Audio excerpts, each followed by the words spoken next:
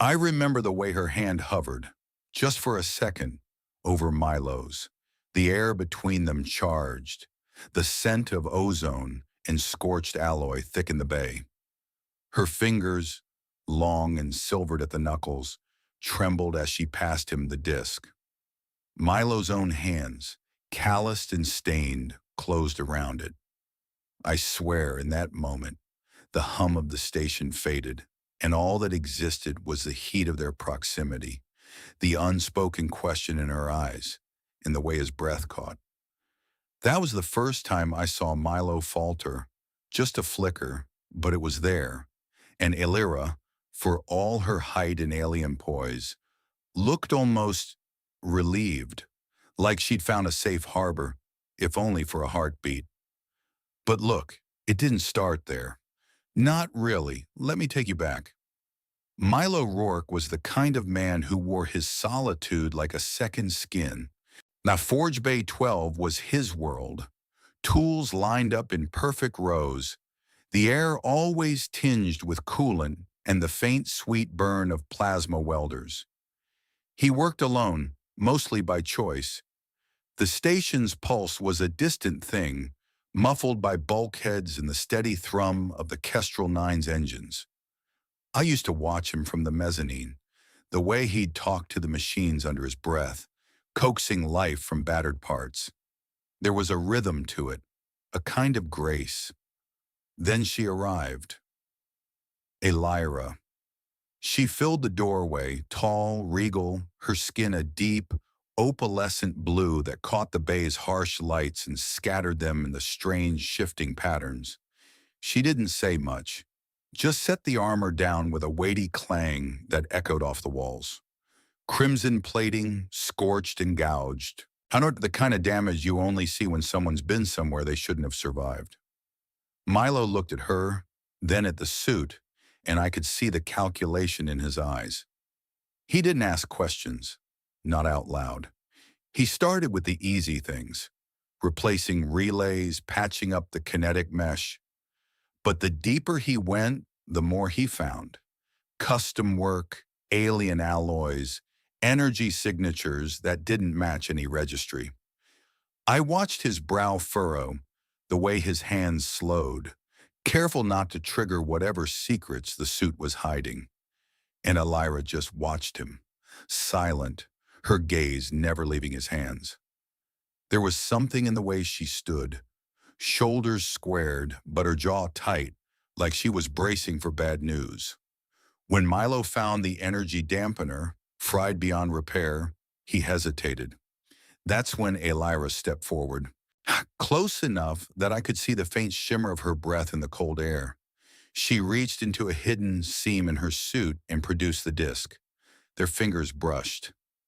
I don't think they even noticed me standing there, holding my own breath. Hours passed. The bay grew warmer, the smell of solder and ionized air thickening. Milo's hands moved with a kind of reverence, integrating the disc, rebuilding what he could. Every so often, their eyes would meet. Just a glance, but it was enough. You could feel the trust building, molecule by molecule, in the charged space between them. By the time Milo finished the patch, the station's artificial dawn was bleeding through the viewport. He looked exhausted, but there was a lightness in his shoulders I hadn't seen before. Illyra nodded just once, and for a moment, the world outside Forge Bay 12 didn't matter. I was there when the world outside came crashing in. The bay lights flickered, and Milo's console spat out a warning. Station security, hollow check inbound. The air changed. You could feel it, sharp and electric, like the moment before a storm. Illyra was already inside the armor, crimson plates locking into place with a hiss and a click, her silhouette swelling to something mythic. Milo's hands hovered over the controls, knuckles white, sweat beating at his temple. The hollow projector snapped to life. Security Captain Voss, all crisp uniform and clipped words, filled the air with questions. But the moment he saw Illyra, her face, the insignia half hidden on her collar. He froze. I saw the recognition hit him, the way his eyes widened, the way his voice faltered. Royalty. Not just a stranger in need, but someone the whole sector would scramble to protect or destroy, depending on the day. Milo didn't flinch. He just adjusted the scanner, voice steady, as if he patched up monarchs every cycle. "System test in progress," he said, and I swear for a second I believed him. Elira moved, fast, impossibly so, across the bay, the armor's servos singing, the floor vibrating under her weight. Milo's readouts held steady. No alarms, no catastrophic failures. Just the clean, bright pulse of a system holding together under pressure. But the bay door slid open before anyone could breathe easy. The delegation arrived, 3 figures in ceremonial garb, their boots too clean for a place like this.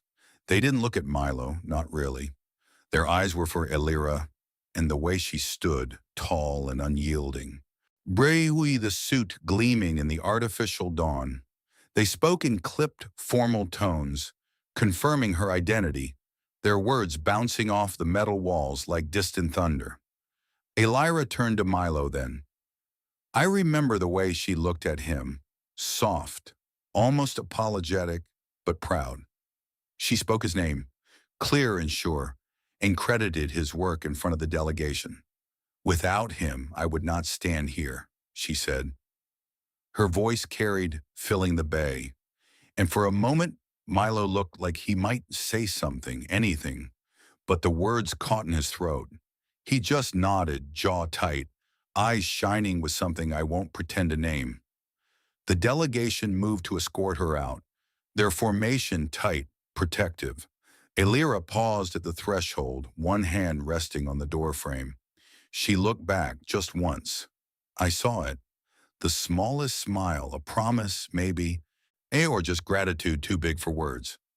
Then she was gone, her footsteps fading into the corridor, the delegation swallowing her up, the bay doors closing with a final, echoing thud. Milo stood there for a long time, the hum of the engines filling the quiet she left behind. He ran a hand through his hair, grease smearing across his brow, and let out a breath he'd been holding since she arrived. The tools on his bench gleamed in the new light, the scent of ozone and solder lingering. He picked up a wrench, turned it over in his hands, and got back to work. But I saw the way he moved, lighter somehow, as if something inside him had been rebuilt too.